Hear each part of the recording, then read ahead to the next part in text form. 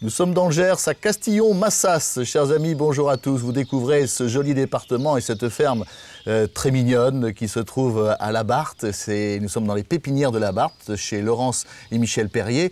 Et nous allons parler avec vous des graminées. Et avec Michel, nous allons parler des graminées. Mais auparavant, j'attire votre attention sur cet arbre. Regardez cet arbre, on l'appelle le gâtillier.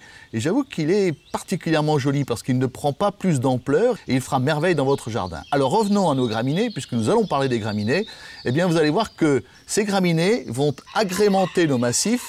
Et selon les massifs, eh bien, il faut mettre des graminées plus ou moins denses, plus ou moins développées. Regardons ça tous ensemble.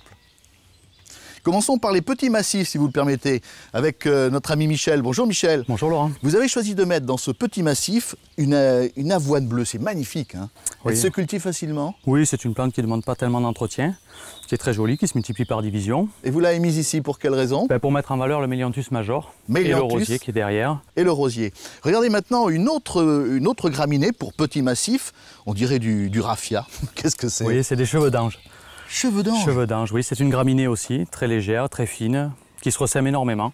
Et regardez comme elle fait merveille, c'est vrai que ça donne une aération à ce massif. Voyons maintenant les massifs un peu plus volumineux, avec d'autres graminées.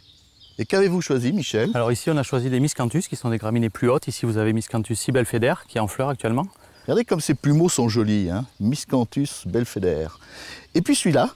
Alors ici, c'est le Miscanthus morning light, avec des panachures très fines dans le sens de la longueur des feuilles. Ouais. Facile à cultiver également. Oui, c'est toujours le même principe, on divise et on replante.